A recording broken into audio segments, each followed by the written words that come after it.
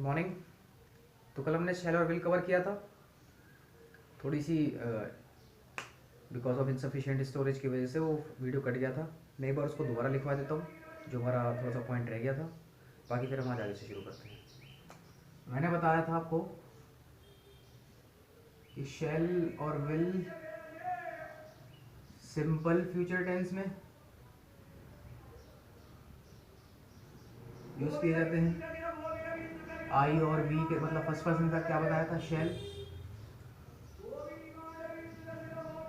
और एक्स्ट्रा के साथ क्या बताया था, विल। एक्स्ट्रा का मतलब सेकेंड एंड थर्ड पर्सन।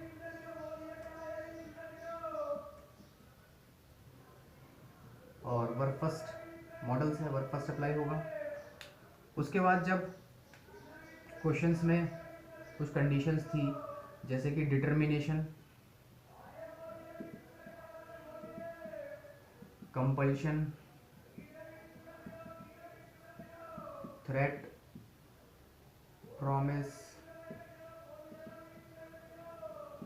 ये सब चीज़ें थी। कल की वीडियो में आप देख लेना। तो उसमें मैंने इनकी जो सीरीज थी पलट गई थी। तो फर्स्ट पर्सन के साथ तो यहाँ पर विल था, और सेकंड और थर्ड पर्सन के साथ यहाँ पर शेल था, और ओवर फर्स्ट थी। यहाँ तक की बात तो हमने कल कर ली थी। अब विल और शेल के पास्ट भी होते हैं,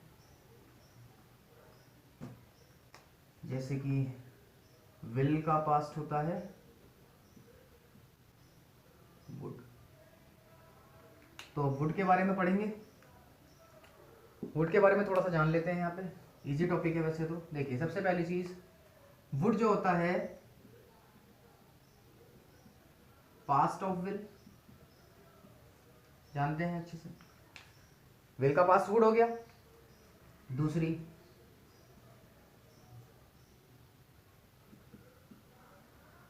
habitual action of past.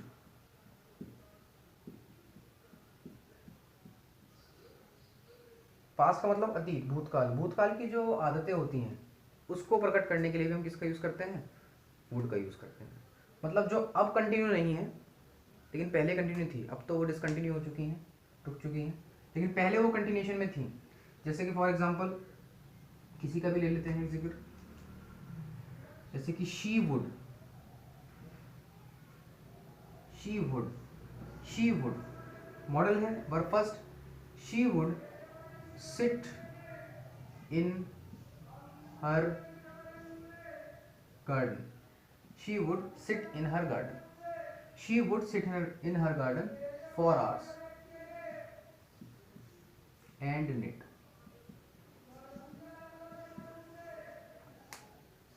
She would sit in her garden for hours and knit. कई घंटों तक या कई घंटों के लिए, for hours का मतलब कई घंटों के लिए, वह अपने बगीचे में बैठा करती थी। वह अपने बगीचे में बैठा करती थी। या फिर इसका किसी का नाम भी ले सकते हैं आप, रश्मि नाम रख दो। Rashmi would sit in her garden for hours and knit. Rashmi कई घंटों तक या कई घंटों के लिए अपने गार्डन में, अपने बगीचे में बैठा करती थी और बुनाई करती थी। तो स्वेटर बुनना होता है ना, लॉकिंग करना वूल्स का, उसको निट बोलते हैं। तो Rashmi would sit in her garden for hours and knit. तो इसका मतलब क्या है, हैबिचुअल एक्शन था। किसका, कहाँ का, पास्ट का। मतलब वो अब कंटिन्यू नहीं है, बात हम अतीत की कर रहे हैं। जैसे कि I use to write a letter daily. मैं रोज एक पत्र लिखा करता था। वुड और यूज टू, वही बताना चाह रहा हूँ। हैबिचुअल एक्शन दिखाने में यूज टू का भी यूज हो सकता है, यूज टू। अब यूज टू आगे पढ़ेंगे हम। लेकिन जब बात पास्ट टेंस की हैबिचुअल एक्शन की हो रही थी, पास्ट टेंस की हैबिट दिखाने की हो रही थी, आदत दिखाने की हो रही थी, तो मेरे को याद आ गया। तो वुड के साथ यूज टू भी हम लगा सकते हैं।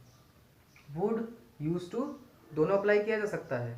अब प्रॉब्लम यहाँ है कि अप्लाई कहाँ किया जा सकता है। देखिए, वुड अफर्मेटिव सेंटेंसेस में, नेगेटिव सेंटेंसेस में और इंट्रोगेटिव सेंटेंस में, तीनों अप्लाई किया जा सकता है। तो वहाँ पर इसका मीनिंग अलग हो जाता है। अफर्मेशन में तो देखो यहाँ पर ये दिखा रहा है क्या, हैबिट, वो भी किस में, पास्ट टेंस में। यूज टू अफर्मेटिव नेगेटिव दोनों में अप्लाई होता है।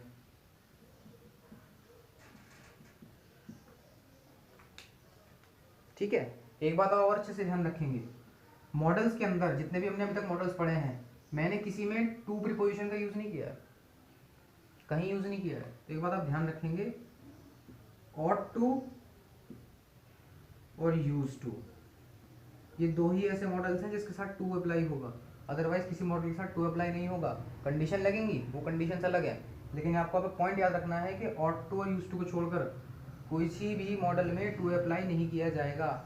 और ऐसी गलतियां पेपर में आ सकती हैं, भाई वुड के साथ यूज लगा के टू लगा के दे दिया तो वो गलत हो जाएगा, वो एज इन्फिनेटिव दे देंगे तो वो गलत हो जाएगा। अब इन्फिनेटिव आगे टॉपिक आएंगे, इन्फिनेटिव पार्टिसिपल जेरेंड, अब टॉपिक आगे आने वाले हैं, मॉडिफायर्स, स्टाइल्स, कैमोफ्लेज, बहुत सारी चीज़ अब आगे आने वाली हैं।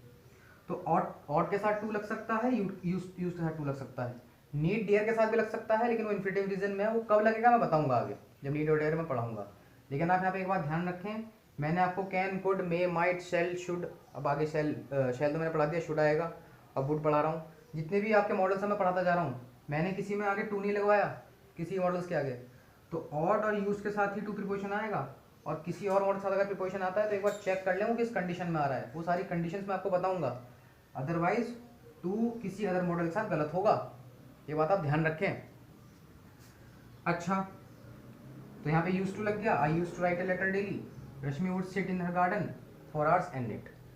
यूज टू की तो मैंने अभी केवल इतनी बात कही कि पास्ट टेंस की हैबिट दिखाने में यूज करता है, आता है यूज टू भी और वुड भी। अच्छा, क्या वुड और कहीं जगह भी यूज हो सकता है? बिल्कुल हो सकता है। क्या क्या देखते हैं जरा, क्या क्या कंडीशन बनती है इसमें। हमने अभी विल और शेल में डिटर्मिनेशन पढ़ा था, तो वुड में भी यहाँ पर डिटर्मिनेशन आ सकता है, आता है, आ कह सकता है, आता है डिटर्मिनेशन। पोलाइटनेस, डिटर्मिनेशन, पोलाइटनेस, और क्या आ सकता है, वुड के साथ डिटर्मिनेशन हो गया, पोलाइटनेस हो गया। सेंटेंस देखते चले जाते हैं, याद आ जाएगा, भूल जाते हैं यार बीच बीच में कभी कभी। तो डिटर्मिनेशन की अगर बात करें तो सेंटेंस में लिखता हूं, जैसे कि I would make my son an engineer, I would make my son an engineer, मैं अपने बेटे को अवश्य इंजीनियर बनाऊंगा। I would make my son an engineer, मैं अपने बेटे को अवश्य इंजीनियर बनाऊंगा। तो इस सेंटेंस में आपको क्या दिखाई दे रहा है? इस सेंटेंस में हमें क्या दिखाई दे रहा है? डिटर्मिनेशन, दृढ़ संकल्प, मतलब पिताजी ने ठान ली है कि बच्चा तो इंजीनियर ही बनेगा, चार्टर्ड अकाउंटेंट नहीं बनेगा। अब देख लो भैया, बगावत तो हो नहीं सकती है। तो I would make my son an engineer, तो ये क्या हो गया? डिटर्मिनेशन। पोलाइटनेस, कुड का यूज मैंने वेरी पोलाइट रिक्वेस्ट में भी करवाया था, कभी हम वैसे यूज कर सकते हैं, जैसे कि would you please have a cup of T with me, would you please have a cup of T with me. यहाँ पे पोलाइटनेस भी दिखाई जा रही है और एक वेरी पोलाइट रिक्वेस्ट भी है, तो आप इस पोलाइटनेस को वेरी पोलाइट रिक्वेस्ट भी बोल सकते हो। कुड का यूज भी वेरी पोलाइट रिक्वेस्ट में किया जा सकता है, वुड का यूज भी वेरी पोलाइट रिक्वेस्ट में किया जा सकता है। कुड का यूज भी वेरी पोलाइट रिक्वेस्ट में किया जा सकता है, वुड का यूज भी वेरी पोलाइट रिक्वेस्ट में किया जा सकता है। दोनों बातें में आप ध्यान रखें, कुड भी लगा सकते हैं, वुड भी लगा सकते हैं। इस चीज़ में कंफ्यूज बिल्कुल भी ना हो, मैं उसमें कंफ्यूजन आपको दूर कर देता हूँ कि कहाँ वेरी पोलाइट रिक्वेस्ट में कुड आ सकता है, कहाँ वेरी पोलाइट रिक्वेस्ट में वुड आ सकता है। जहां एक स्ट्रॉन्ग सेंस हो कंफर्मेशन की, जहां एक स्ट्रॉन्ग सेंस हो कंफर्मेशन की, बात समझे मेरी। जैसे मैं अपने छोटे भाई से पूछता हूँ, क्या हो चलो चाय पीते हैं, है ना, आप अपनी गर्लफ्रेंड से पूछते हैं आइए कुछ खाते हैं चल के, मतलब जहाँ एक स्ट्रॉन्ग सेंस दिखाई जाए कंफर्मेशन की कि हाँ भाई नहीं मना करेगी या करेगा, जो भी है, भाई गर्लफ्रेंड्स कहाँ मना करती हैं, तो चलो चल रहे हैं चाय पीने, पिज़्ज़ा मोमोज खाने। तो जहाँ स्ट्रॉन्ग सेंस आए ना कंफर्मेशन की, और आप रिक्वेस्ट कर रहे हो भैया, विदाउट रिक्वेस्ट तो कुछ होने वाला नहीं है, तो जहां मैं बार बार बोल रहा हूं, जहां स्ट्रॉन्ग सेंस आए कंफर्मेशन की, उस कंडीशन में क्या अप्लाई करेंगे? वुड। और जहाँ पॉसिबिलिटी हो आंसर येस भी हो सकता है, नो भी हो सकता है, तो उस कंडीशन में क्या अप्लाई करेंगे? Could, depending on the sense. मैं तो यहाँ पे पॉइंट्स पढ़ा रहा हूँ आपको ग्रामर में, लेकिन ये पॉइंट्स जो होते हैं आपको, जो मैं आपको बता रहा हूँ, स्ट्रॉन्ग कन्फर्मेशन, पॉसिबिलिटी, ये सब चीज़ें आपकी डेली लाइफ में काम आएंगी। तो इन दोनों में डिफरेंस आप याद रखें। I repeat again, strong sense of confirmation, use would for polite request. Possibility, answer is yes और नो, है ना, वी डिडंट नो, तो यूज कुड। ये बात आप ध्यान रखें। तो डिटर्मिनेशन हो गया, पोलाइटनेस हो गया। तीसरी बात क्या आती है? कंडीशन। What is condition? स्थिति भी बोल सकते हैं, शर्त भी बोल सकते हैं। देखिए क्या होता है बताता हूं। कंडीशन, कंडीशन में वुड कैसे यूज किया जा सकता है, सोचने वाली बात है। जैसे मैंने एक सेंटेंस लिखा, आई वुड हेल्प यू, मैं तुम्हारी मदद करूंगा, मैं तुम्हारी मदद करूंगा, इफ यू प्रॉमिस, यदि तुम वादा करो, इफ यू प्रॉमिस, यदि तुम वादा करो, to be honest, if you promise to be honest in your dealings, अपनी डीलिंग्स में अगर तुम ऑनेस्ट रहोगे, ईमानदारी से करोगे, तो मैं वादा करूं, मैं आपसे वादा करता हूं कि मैं तुम्हारी मदद करूंगा। तो यहां पर क्या दिखाई जा रही है? कंडीशन लगा दी गई है।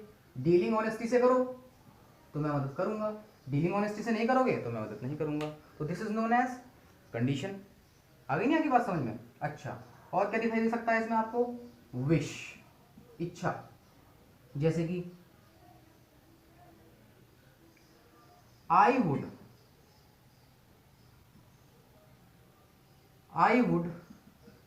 Like to spend, I would, ये इन्फिनेटिव है, to plus verb first infinitive है।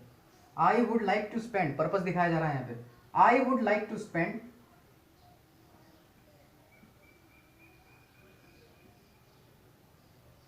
I would like to spend some time with my chum। चम का मतलब होता है बेस्ट फ्रेंड, घनिष्ठ मित्र, जिसके साथ आप 20-22 साल के उम्र पैक लगाते हो, वो वाला घनिष्ठ मित्र। I would like to spend some time with my chum, मैं पसंद करूंगा अपने बेस्ट फ्रेंड के साथ, अपने परम मित्र के साथ कुछ समय बिताना, कुछ समय बिताना। तो इन्फिनेटिव का हमें पर्पस शो कर रहा है, मैंने अभी इन्फिनेटिव पढ़ाया नहीं है, लेकिन हमें ध्यान देना है किस पे? वुड पे। हमें पे पॉइंट पढ़ रहे हैं वुड, वुड की तरफ ध्यान देना है। 4 पॉइंट बताए मैंने, डिटर्मिनेशन, पोलाइटनेस, कंडीशन। अब एक क्या है? आपकी विश, ये उस अपनी इच्छा दर्शा रहा है, किसके थ्रू? इस विश के, मतलब वुड के थ्रू। कौन इंसान? सब्जेक्ट ही रहा है। I would like to spend some time with my chum, इसकी बात नहीं कर रहा मैं, ये इन्फिनेटिव है, ये बाद में हम समझेंगे, बाद में डिस्कस करेंगे इसके बारे में। मैं बात यहाँ पे वुड की कर रहा हूँ। तो वुड में यहाँ पे हमने क्या समझा? डिटर्मिनेशन, पोलाइटनेस, कंडीशन, और यहाँ पर हमने विश देखा। ये चारों चीज हमने यहाँ पे एनालाइज करी। उम्मीद करता हूँ आपको समझ में आ गई होगी। तो आगे देखते हैं।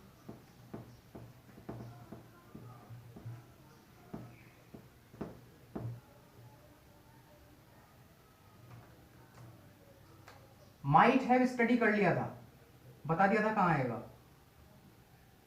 अब कुड हैव देख लेते हैं। कुड के साथ अगर हैव लगता है तो क्या शो करता है? कुड हैव जो होता है वो पास्ट एबिलिटी शो करता है, past ability, which indicating the action did not take place, action did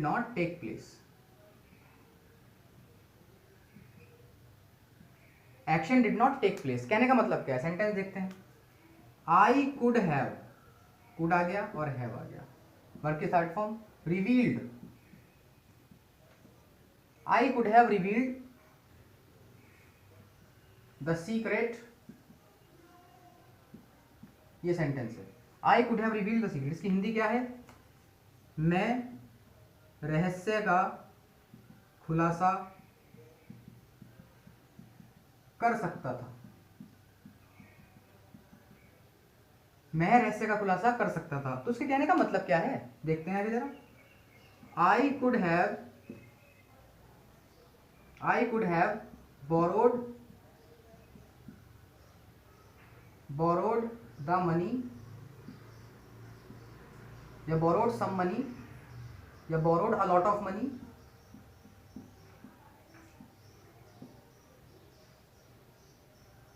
from you. मैं तुमसे काफी पैसा उधार ले सकता था, मैं तुमसे काफी पैसा उधार ले सकता था, है ना। इस सेंटेंस का सेंस क्या है? मैं रहस्य को खोल सकता था, मैं तुमसे काफी पैसा उधार ले सकता था, लेकिन लिया नहीं है।